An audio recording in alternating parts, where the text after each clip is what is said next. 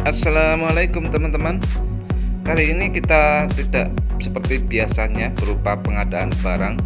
Kebetulan kali ini ada sebuah SPJAP, surat permintaan jasa analis dan perbaikan maksud saya.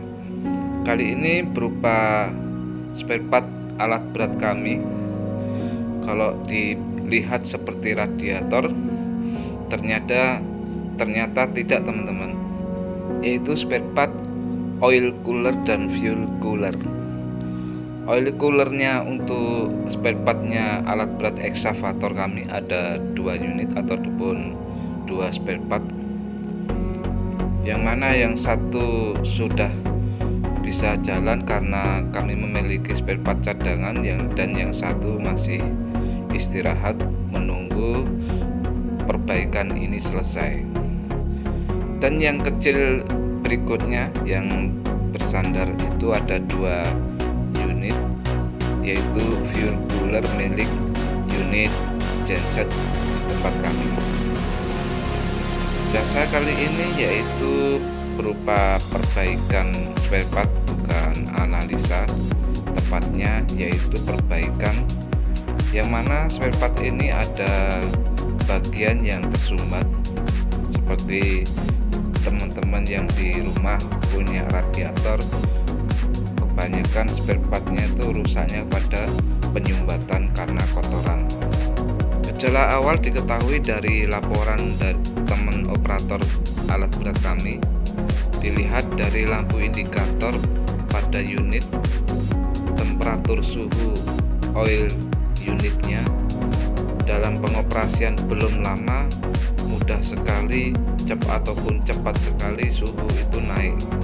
Mudah sekali ditebak bahwa oil coolernya ada masalah, maka perlu perawatan ataupun jasa perbaikan. Dari dilihat panjang umurnya oil cooler ini tergantung rajin tidaknya ataupun terlambatnya penggantian filter ori pada alat berat eksavator. Karena di alat berat kami yaitu eksavator PC 300 milik Komatsu ada 2 unit pendingin, yang satu pendingin mesin dan yang satu pendingin oli hidrolik ini.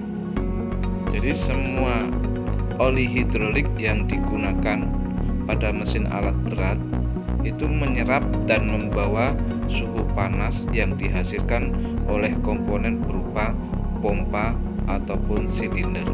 Jadi oli hidrolik harus mengalir sebanyak mungkin menuju ke pembuangan suhu berupa oil cooler spare part yang kami perbaiki ini, sehingga hasil keluaran dari oil cooler ini oil hidrolik dalam keadaan suhu yang minim, jadi siap dipompa kembali oleh fuel pump ataupun oil pump pada dan silinder unit eksavator. Jadi meskipun desain hidrolik ini didesain sebaik mungkin, masih tetap saja terjadi sebuah kerugian karena pengaruh panas pada suhu oli hidrolik. Mungkin kerugiannya berupa berpengaruh pada tenaga ataupun performa alat berat eksavator. Penggunaan spare part oil cooler hidrolik ini tidak hanya pada alat berat eksavator,